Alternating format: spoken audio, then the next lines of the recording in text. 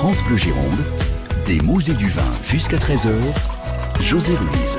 Mots et du vin est en compagnie de Philippe Hébrard aujourd'hui. Philippe Hébrard, le directeur de les caves de Rozan, en pleine effervescence. Les vendanges, je ne sais pas si elles battent leur plein, mais en tout cas, elles sont imminentes pour beaucoup de vignerons. Bonjour Philippe Hébrard. Bonjour. Vous pouvez répondre à cette question. Les vendanges sont démarrées pour... Alors les vendanges, en tout cas aux caves de Rozan, sont très largement démarrées puisque nous avons terminé les vendanges de blanc il y a quelques jours, les rosés également, et nous sommes en pleine effervescence pour les vendanges de rouge. Et tout ça s'annonce plutôt très bien qualitativement. Alors on va voir un petit peu ce que c'est que ces caves de Rozan. C'est la plus grosse unité de vinification de vin en appellation d'origine sur le territoire de la France, ce qui n'est pas mal. Mais on peut peut-être redonner les grands principes de la coopérative, Philippe Hébrard. Alors oui, les caves de Rozan, c'est devenu une grosse coopérative, mais à l'origine donc créée en 1933 par une trentaine de viticulteurs. Alors c'est statut coopératif. Ça veut dire que l'entreprise appartient aux vignerons adhérents, à des agriculteurs. Aujourd'hui, nous en avons 330 viticulteurs adhérents, mais ça a commencé donc avec une poignée de viticulteurs. Donc après la crise de 1929, un contexte économique très difficile, et donc pour faire face à ces difficultés, parce que le vin était difficile à vendre, ils ont mutualisé leurs moyens pour investir dans des installations de vinification. D'ailleurs, pour la petite histoire, le site de la cave de Rozan a été créé sur une ancienne carrière d'extraction de pierre, qui ont été utilisés entre autres pour les constructions de la ville de Bordeaux ou Libourne. Il y a beaucoup dans l'entre-deux-mer de voilà. ces carrières. Mais ils ont été malins, puisqu'en fait ce sont du coup les chais et les cuviers qu'on utilise toujours, qui datent de 1933, sont enterrés. Ouais. On a 3 niveaux de cuves sous terre.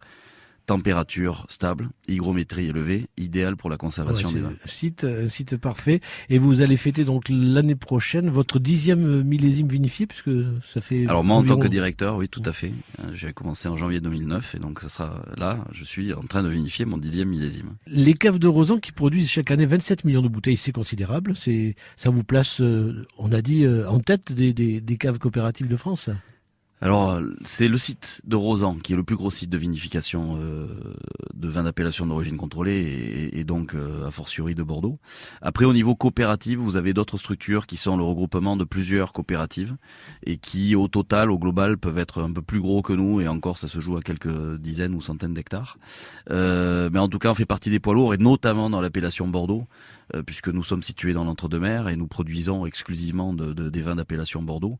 On est les premiers déclarants, c'est-à-dire la structure qui revendique et qui produit le plus d'appellations Bordeaux. Quand je dis Bordeaux, ça veut bien dire Bordeaux blanc, Bordeaux rosé, Bordeaux rouge, Bordeaux supérieur. Voilà, et tout ça sur un territoire qui va, si on trace un carré, de Béchac et Caillot à Castillon, tout à fait au nord, Sauveterre de Guyane plus au sud, et Langoran. On a à peu près les 4 angles de ce périmètre sur lequel vous exploitez ces 3600 hectares de vignobles.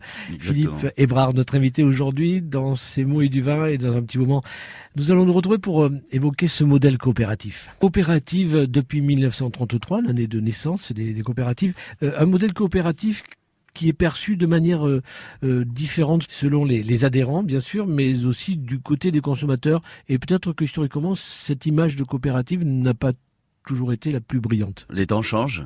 Pendant un certain temps, on a pu concevoir que les vins de coopérative recoupant multiples viticulteurs, multiples parcelles de vignes, elles faisaient des vins standards, puisque dans le jargon on appelle ça la soupe, de la première cuve à la dernière cuve des vendanges, tout se ressemble parce qu'on mélange tout. Voilà. Ça a peut-être été le cas pendant certaines périodes, mais je peux vous dire aujourd'hui que c'est plus le cas, en tout cas certainement pas aux caves de Rozan, et je vous expliquerai tout à l'heure pourquoi. Et en tout cas, ce dont je voudrais parler et valoriser aujourd'hui, c'est le modèle coopératif, puisque c'est un modèle économique dans les temps que l'on traverse aujourd'hui qui présente quand même un certain nombre d'intérêts et qui correspond à pas mal d'attentes, que ça soit côté adhérent, donc actionnaire, ou côté consommateur, parce qu'en fait, l'entreprise appartient à ces viticulteurs qui sont toutes des structures familiales. Il n'y a certainement pas de multinationales et de grosses...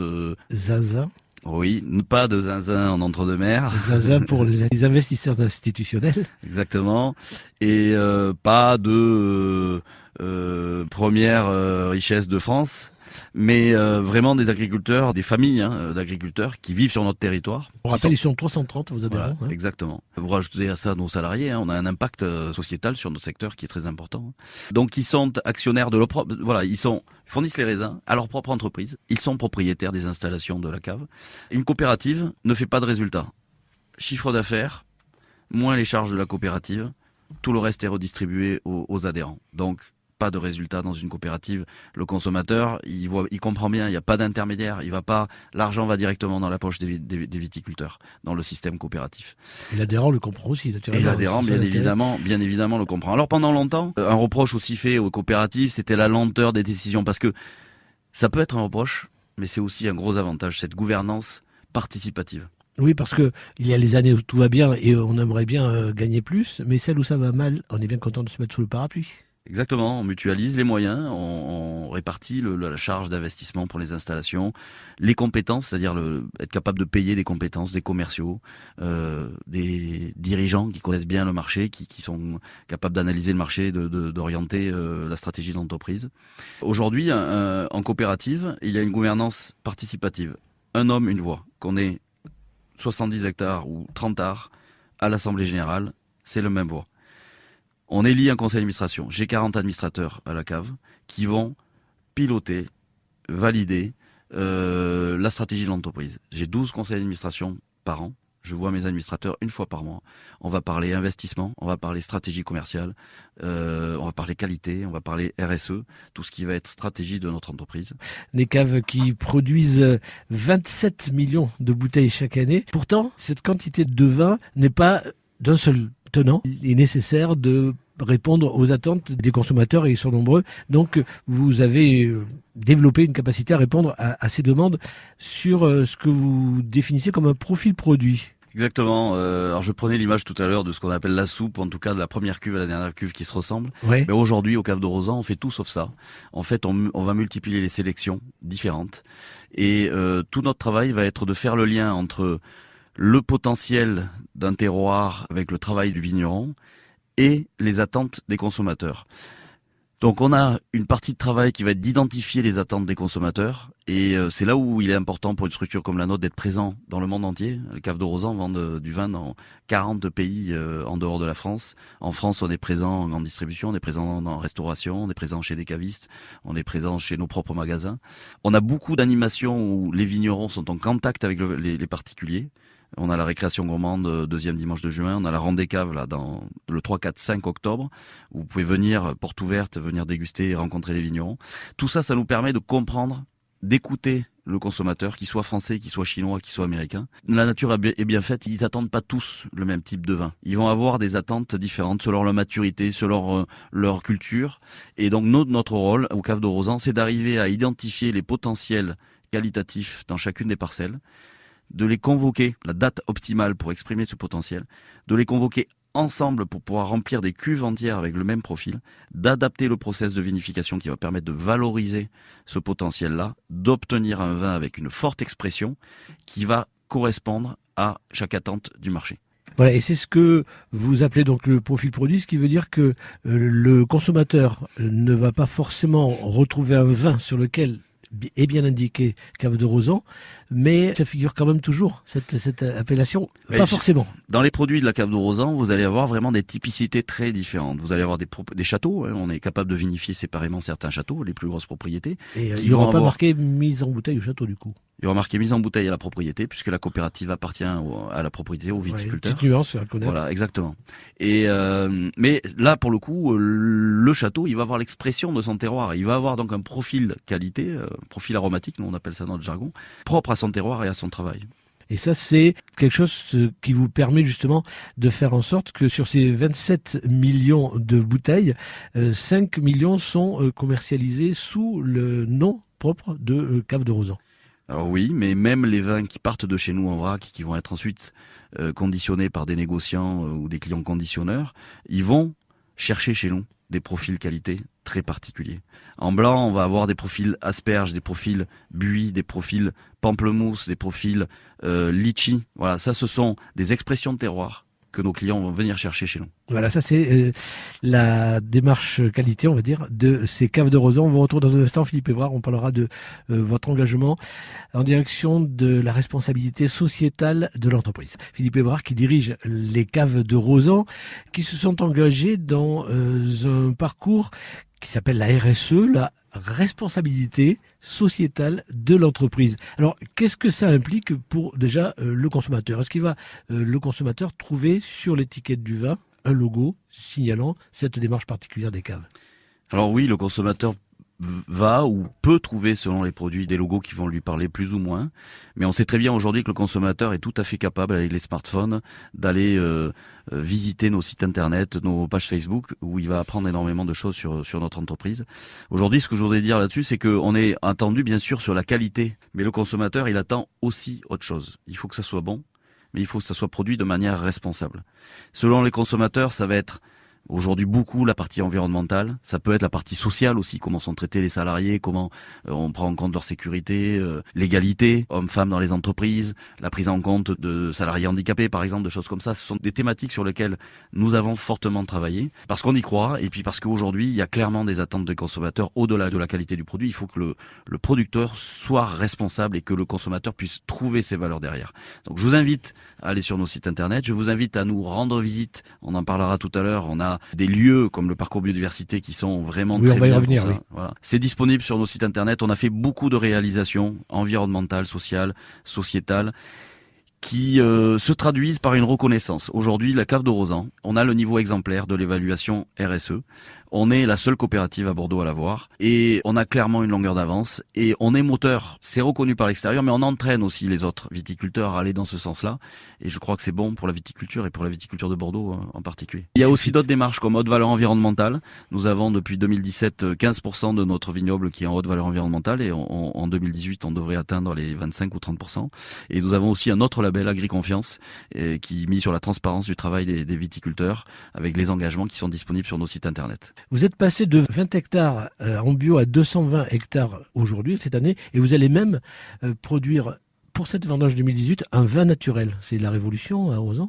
Alors un vin naturel, un vin sans sulfite. Un vin sans sulfite. Parce qu'on entend de tout sur les vins naturels. Bon, mais effectivement... Votre définition, une autre fois. Très peu de temps il nous reste pour juste nous dire cette petite nouveauté. Donc vin sans sulfite, ça veut dire qu'il n'y a pas de soufre ajouté à la vinification. Alors moi qui suis œnologue de formation, c'est on plonge dans l'inconnu parce que le soufre c'est quelque part le seul conservateur qu'on a pour protéger le jus de raisin, pour protéger le vin.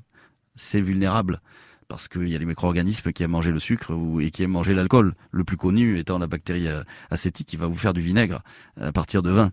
Et donc ne pas utiliser de soufre, c'est le saut dans l'inconnu. Alors ça nécessite énormément d'hygiène, énormément de rigueur, énormément de précautions, une prise de risque importante. Mais bon, les anciens ne l'utilisaient pas. Quand je parle des anciens, je parle des très anciens, mais ils ne faisaient pas non plus des vins de garde. Et aujourd'hui, c'est une autre manière d'aborder le vin qui est la nôtre. Dernière rencontre pour aujourd'hui dans ces mots et du vin avec Philippe Évrard, le directeur des caves de Rozan, cave coopérative qui aujourd'hui compte 330 adhérents. Vous avez mis en place un parcours biodiversité pour à la fois informer le public, mais également communiquer puis agir concrètement dans le domaine de cette responsabilité sociétale de l'entreprise. Parcours biodiversité qui a été aménagé sur 3 itinéraires, un troisième sur lequel vous travaillez en ce moment. Alors comment ça se passe ce parcours biodiversité? Les personnes vont venir à la cave et vont vous demander comment parcourir ces vignes à la découverte de cette biodiversité qui est en train de renaître, de revoir le jour chez vous. Tout à fait, donc on ne peut pas accéder directement au parcours biodiversité parce qu'il y a un certain nombre de règles à respecter par essence. Respecter la biodiversité, permettre qu'elle se maintienne et même qu'elle se développe puisque c'est l'enjeu. Donc on se présente à la cave de Rozan, on vous remet un plan, vous allez donc identifier le point de départ et ensuite vous aurez le choix entre 2 parcours aujourd'hui, 2 distances selon le temps, selon la forme physique.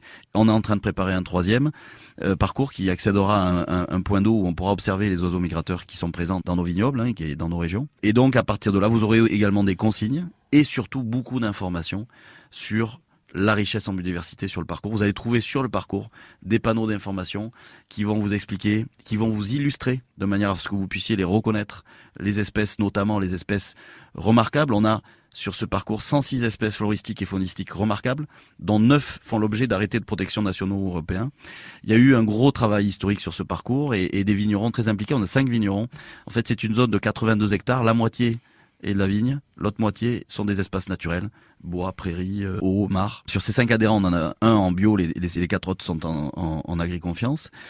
Et ils ont mis en pratique donc des choses qui permettent de maintenir, de développer la biodiversité. On a fait un inventaire avec le Conservatoire des espaces naturels qui est venu donc 6 fois sur notre parcours pour identifier donc les espèces, mais également les écosystèmes. On a 13 écosystèmes références, 32 éléments de biodiversité. Il y a une richesse très importante.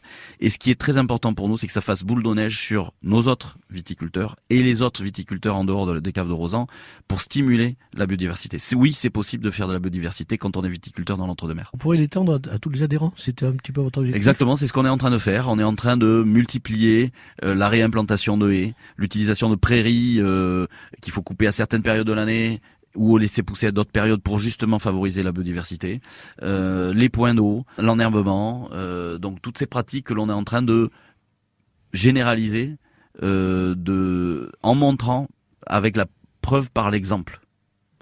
La première chose qu'on a fait, c'est faire venir nos adhérents sur notre parcours biodiversité.